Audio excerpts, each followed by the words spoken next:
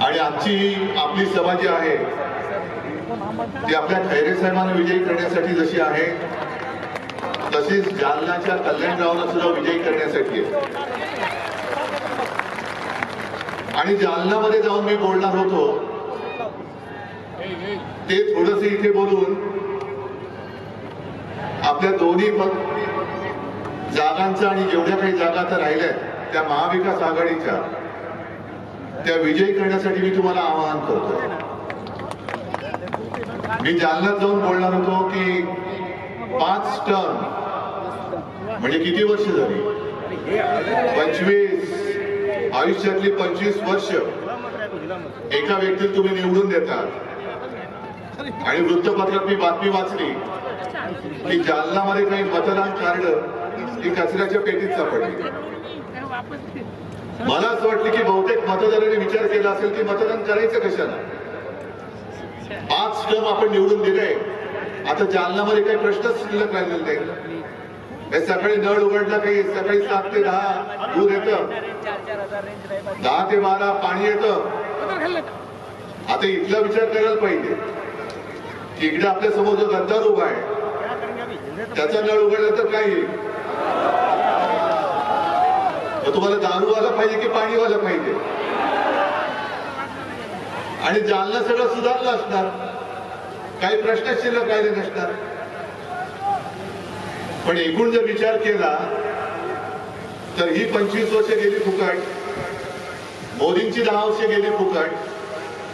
आता जालनाकरांनी रावसाहेबांना विचारलं पाहिजे आता तरी जालना झालं, खूप दिलं तुम्हाला, आता जा बाबा एकदाची. आता आमचं कल्याणराव तिकडे पाहिजे, कारण आता आम्हाला कल्याण करायचंय जालन्याचं.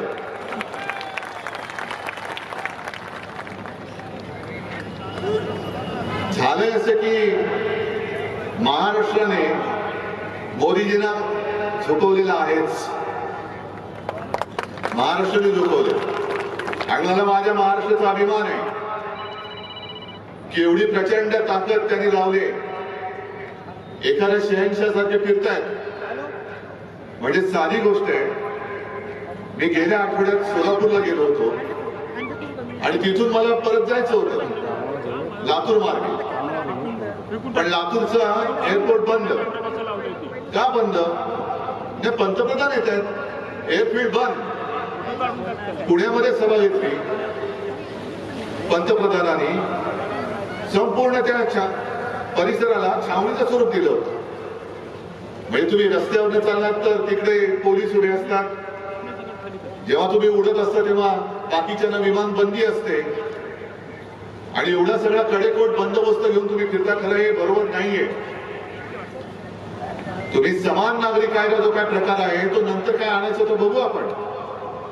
पण आता लोकशाहीमध्ये निवडणुका आलेल्या आहेत आणि जे आपले हिंदू हृदय सम्राट सांगायचे की निवडणुकीमध्ये कोणी पंतप्रधान असता कामा नये, तो काळजीभाऊ असला पाहिजे, मुख्यमंत्री असता कामा नये, आणि ज्या सोयी सुविधा ज्या आम्हाला देतात त्याच त्यांना दिल्या पाहिजे.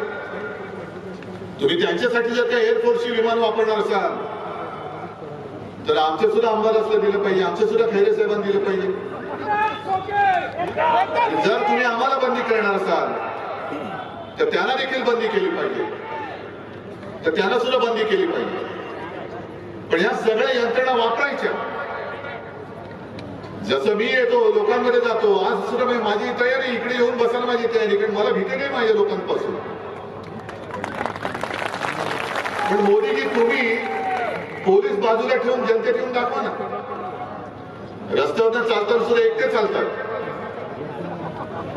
हे संपूर्ण कडेकोट बंदोबस्त, खासगी पेशातले पोलीस, युनिफॉर्म मध्ये पोलीस गुप्तहेर फिरतायत आणि तरी देखील ते सांगतात. आजच सकाळी कुठे बोलले ते की हे म्हणे मला संपवायला निघाले. अहो एवढे केविलवाणी तुम्ही का झाला? एवढे केविलवाणी परिस्थिती का नाही? संपूर्ण ताकद तुमच्याकडे. तुम्ही माझा पक्ष पळवला, तुम्ही माझं चिन्ह चोरलं, तुम्ही माझी माणसं फोडली, तरी देखील तुम्हाला उद्धव ठाकरे पासून भीती वाटते. मग उद्धव ठाकरे बरा आहे की लोकांमधला? बरं भरकटलेच असे की आज नेमका एक रिपोर्ट त्यांनी जाहीर केलाय केंद्र सरकारने की गेल्या काही वर्षात मुसलमानांची लोकसंख्या वाढली. मोदीजी, तुम्ही 10 वर्ष पंतप्रधान होता, हे तुमचं यश आहे की अपयश आहे नेमकं? मुस्लिमांची लोकसंख्या वाढली म्हणजे तुमचं कौतुक करायचं का तुमचा आम्ही विरोध करायचा? काय आम्हाला तेच कळत नाही. तुमची 10 वर्ष होती, त्याच्या आधी इकडे देवेंद्र फडणवीसांची 5 वर्ष होती, त्याच्या आधी केंद्रात अटलजींचं सरकार होतं. मग नेमकं तुम्हाला मतं पाहिजे तरी कोणाची, म्हणजे कोण तुम्हाला खुश व्हायला पाहिजे? पण मोदीजी, तुम्ही जी भाषा वापरत आहात ती तुम्हाला शोभा नाही देत. माझ्या हिंदुस्थानला आणि माझ्या महाराष्ट्रामध्ये तर ही भाषा चालूच शकत नाही, आम्ही खपूनच घेऊ शकत नाही. कारण हा महाराष्ट्र आणि हा मराठवाडा हा साधू संतांचा आहे, एकमेकाचा आदर करणार आहे. अरे पंढरपूरच्या वारीमध्ये सुद्धा फुगड्या वगैरे खेळल्यानंतर एकमेकाच्या पाया पडून आशीर्वाद घेण्याची, शुभेच्छा देण्याची प्रथा परंपरा आमच्या महाराष्ट्रामध्ये. आणि नेमकं तुम्ही ठरवा काय करायचं ते. आजपर्यंत तुम्ही सगळं फोडलं, शिवसेना फोडली, तोडली, राष्ट्रवादी तोडली, फोडली, तरी देखील कधी मला डोळा मार, कधी पवारांना डोळा मार. आज सकाळी पवारांना डोळा मारला. या आमच्याकडे एका ठिकाणी बोलायची नकली शिवसेना आहे, एका ठिकाणी बोलायचं नकली राष्ट्रवादी आहे, आणि मग म्हणायचं आजा मेरी गाडी में बैठ जा. एवढे घाबरलेत कारण त्यांना कळून चुकलेलं आहे की आता हे परत दिल्ली बघत नाहीत आणि महाराष्ट्र तुम्हाला दिल्ली बघून येणार पण नाही. तुम्ही वेडवाकडं काही बोलताय. आम्ही कधीही तुमच्या कौटुंबिक किंवा खासगी जीवनाबद्दल बोललो नव्हतो, बोलण्याची इच्छा पण नाहीये. पण मोदीजी, तुम्ही 2014 साली तुम्ही पंतप्रधान व्हावं या पत्रावरती माझी सही घेतली होती, 19 साली घेतली, आणि काल तुम्ही जे बोललात ते मात्र मी तुम्हाला क्षमा करू शकत नाही. माझा महाराष्ट्र तुम्हाला क्षमा करू शकणार नाही, अजिबात नाही. तुम्ही माझ्या शिवसेनेला नकली सेना म्हणालात. एवढंच नाही, तुम्ही मला बाळासाहेबांचा नकली संतान म्हणाला. नकली संतान बोलताय. अहो, तुम्ही तुमचा आत्मा सैतानाला विकलात की काय? मोदीजी, तुम्ही तुमचा आत्मा विकलात सैतानाला, जसं सगळं आदरणीला विकलात तसं. मग कशाला इथे करताय? बाळासाहेबांचा आपल्याला काय वाटत असेल खरंच विचार करा. 2014 साली होय, माझ्या शिवसेना प्रमुख बाळासाहेब ठाकरे यांच्या शिवसेनेचा पाठिंबा तुम्ही तुमच्या बुडाला पंतप्रधान पदाची खुर्ची चिकटवण्यासाठी म्हणून घेतला होतात ना. 2014 साली ज्या दिवशी मी माझ्या तुळजाभवानीचं दर्शन घेऊन मुंबईला गेलो, नेमक्या त्याच दिवशी तुम्ही एकनाथ खडसेंकडे फोन मला का करवलात की आपली युती तोडली म्हणून. जेव्हा तर मी युती तोडली नव्हती ना. 14 साली तुम्ही युती तोडली. काय वाटलं असेल बाळासाहेबांच्या आत्म्याला, तो विचार नाही केला. 19 साली तुम्ही ज्या शिवसेना प्रमुखच्या खोलीमध्ये तुमचे जे दुसरे अमित शहा, बाळासाहेबांची खोली म्हणजे त्याला आम्ही मंदिर मानतो, त्या खोलीमध्ये त्यांनी ठरवलं होतं, कारण मी माझ्या वडिलांना शब्द दिलाय, माझी आई वडिलांची शपथ घेऊन मी बोललेलो, आई तुळजाभवानीची शपथ घेऊन मी बोललेलो आहे की मी शिवसेना प्रमुखांना शब्द दिला त्यांच्या अखेरच्या काळात की मी आपल्या शिवसेनेचा मुख्यमंत्री करून दाखवेन आणि मी तो पुन्हा करून दाखवेन. तो शब्द तुम्ही तोडलात. काय वाटलं असेल बाळासाहेबांच्या आत्म्याला? बरं, परवा तुमचं जे काय माझ्याबद्दलचं प्रेम उतू जात होतं की तुम्ही मला ऑपरेशनचा सल्ला दिलात, हे तर झूटच आहे म्हणा, ते सोडून द्या. आणि मग तुम्ही माझी चौकशी करत होतात.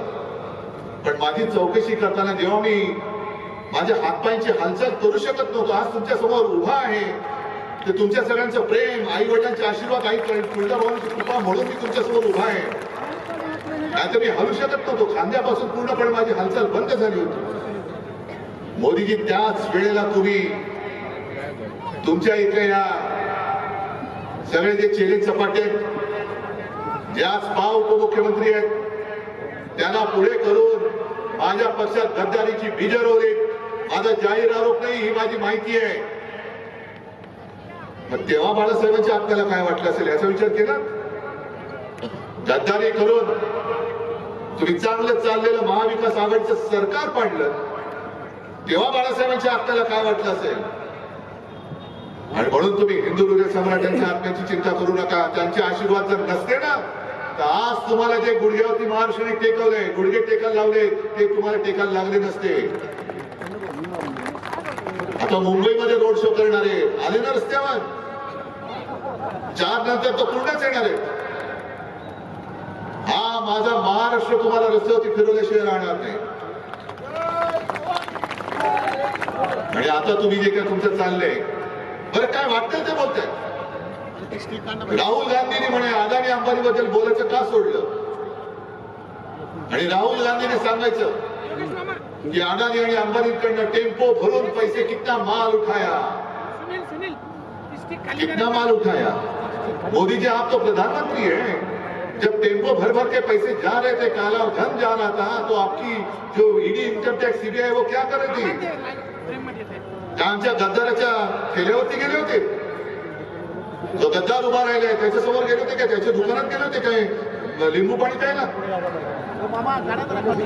जर तुमच्याकडे माहिती होती तर धाडी का नाही टाकली? आणि जर काळा पैसा टेम्पो भरून राहुल गांधीला गेला असेल, तर मग तुम्ही काळा पैसा नष्ट करण्यासाठी नोटबंदी केली होती. त्या अपयशाची मोदीजी तुम्ही कबुली दिलेली आहात. तुमचं सगळंच फसलेलं आहे, सगळंच फसलं. देवेंद्र फडणवीस जे काय सांगतात की मोदीजींच्या इंजिनाला विकासाचे डबे आहेत. अहो, विकासाचं इंजिन डबे सोडून द्या.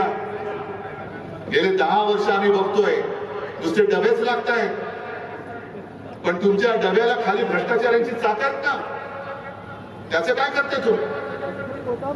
आणि संपूर्ण देशाने आता ठरवलंय की हे आता इंजिनच बदलायचे. हे इंजिनच नको, द्या गुजरातला पाठवून.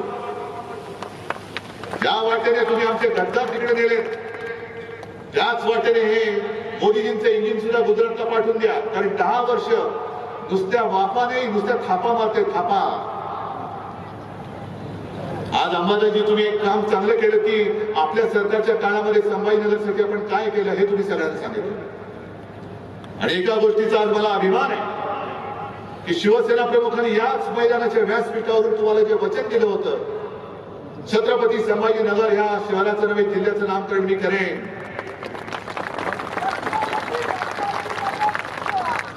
मला अभिमान आहे की त्यांचा पुत्र म्हणून मुख्यमंत्री असताना ते करण्याचं भाग्य मला लाभलं. आणि काल परवाकडे कोर्टाने त्याच्यावरती शिक्कामोर्तब केलं, याचा मला अभिमान आहे. पण अजूनही विमानतळाचं नाव छत्रपती संभाजीनगर हे करू शकलेलं नाहीये. गुंठेवारीचा प्रश्न सोडवला, कचऱ्याचा सोडवला, रस्त्याचा सोडवला, पाण्याचा सोडवतोय. समांतर जलवाहिनी ती सरकारकडनं मी पाण्यासाठी मी पैसे देत होतो. आता काय झालं माहिती नाही, कारण मी मुख्यमंत्री असताना 1-2दा येऊन स्वतः त्याची पाहणी करून गेलो होतो. आता सरकार पाडलं. आता मला सांगा, तुमच्या घरामध्ये पाणी येतं, संपूर्ण मराठवाडा आक्रोश करतोय पाण्याच्या नावाने. दुष्काळ, जवळपास दुष्काळच पडलेला आहे. पण तिकडे मोदींना लक्ष द्यायला वेळ नाही. अमित शहा तिकडे नाही जाऊ शकत. तुम्ही मला डुप्लिकेट म्हणता, नकली म्हणता, पवार साहेबांना भटकती आत्मा म्हणता. पण इकडे माझ्या शेतकऱ्यांचे आत्मे जे तळमळत आहेत, जनतेचे आत्मे तळमळत आहेत, पाण्यासाठी काहूर उठले. अनेक शेतकऱ्यांनी आत्महत्या केलेल्या आहेत. बरं मला सांगा, तुम्ही इतक्या वेळा किती वेळा मोदींच्या सभा पाहिल्या या काळामध्ये? भाषण ऐकलेत? ऐकलेत की नाही ऐकलेत? नाही, मी तर ऐकलंच नाही. मी कधीच ऐकत नाही, मी कधीच ऐकत नाही. पण मोदी ज्या वेळेला मनमोहन सिंग पंतप्रधान होते तेव्हाच एक ती क्लिप माझ्याकडे आहे. आणि मोठ्या तावातावाने सांगत होते, प्रधानमंत्री महंगाई का म बोलने के लिए तयार नाही. मग आता तुम्ही प्रधानमंत्री आहात, तुम्ही गाईवरती बोलता, महागाईवरती का नाही बोलत? आणि काय सांगितलं होतं तुम्ही? भाई और बहनों, मतदान करायला जाताना गॅस सिलेंडरला नमस्कार करून द्या सांगितलं होतं ना. मग त्यांचं भाषण काय? पेट्रोल के दाम नीचे गए कि ऊपर गए, डीजल के दाम नीचे गए कि ऊपर गए, पेट्रोल के दाम, गैस डीजल पेट्रोल, गद्दार के दाम किती खोके? ते 50 खोके आता उघडले आणि नुसत्या खोके ना उघडले, बाटल्या सुद्धा फुटल्या असतील. आता बाटल्या सुद्धा फुटल्या असतील. पण 10 वर्ष जर का तुम्ही या माझ्या महाराष्ट्रावरती जो आघात केला, अरे आमचंच चुकलं. अरे 19 साली इथे तोडणार होतो आम्ही, 14 साली तुम्ही तोडली होती, पण आम्ही हिंदुत्वासाठी म्हणून परत तुमच्या बरोबर युती केली. आणि आता आम्हाला कळलं की तुमचं हिंदुत्व आणि आमचं हिंदुत्व याच्यात जमीन आसमानाचा फरक आहे. मी मागे सुद्धा बोललो, आज सुद्धा सांगतो, आमचं हिंदुत्व, आपलं हिंदुत्व हे घरातलं चूल पेटवणार हिंदुत्व आहे. आणि भाजपचं हिंदुत्व हे घर पेटवणारं हिंदुत्व आहे. एवढी नतद्रष्ट ही माणसं आहे. दंगली घडवतात, आगी लावतात, घरं पेटवतात. घरातली चूल नाही पेटवत, घरं पेटवून त्यांचे भाजपवाल्यांच्या पोळ्या त्याच्यावरती शेकतात आणि मरतात. ती सामान रोखला होता. आणि ज्या बुरसटलेल्या गोमूत्रधारीने तुकारामांच्या, संत तुकारामांच्या गाथा बुडवल्या होत्या, तेच बुरसटलेले गोमूत्रधारी आज महामानव डॉक्टर बाबासाहेब आंबेडकरांनी लिहिलेलं संविधान सुद्धा बदलायला मागताय. 400 पार म्हटल्यानंतर तुम्ही जो जल्लोष केला की तडीपार, पण 400 पार का व्हायचं? यांना समोर विरोधक नकोय. जे हिटलरनी केलं होतं, जे पुतीननी केलं. आता पुतीनच्या इकडे निवडणूक झाली, 98% मतदान पुतीनला झालं. 98%. काय बोंबळला तुम्ही? सगळे विरोधक तुरुंगात टाकून दिले. काही जण तुरुंगात मेले, काही जण रहस्यमयरीत्या मृत्यू झाला. पण आम्ही निवडणूक घेतली की नाही? 98% लोकांनी मतं दिलेत आम्हाला. ही अशी निवडणूक तुम्हाला उद्या पाहिजे? आज जे काय आम्ही बोलतोय, पोट तिडकिरी मी बोलतोय, का मी आलो? कारण खैरेंसारखा एक निष्ठावान माणूस आज पुन्हा एकदा ताकदीने उभा राहिलेला. जाऊ शकत होते ना, खैरे जाऊ शकत होते, अंबादास जाऊ शकत होते, घोडीला जाऊ शकत होते, कितीतरी लोक इकडे बसले ते जाऊ शकत होते.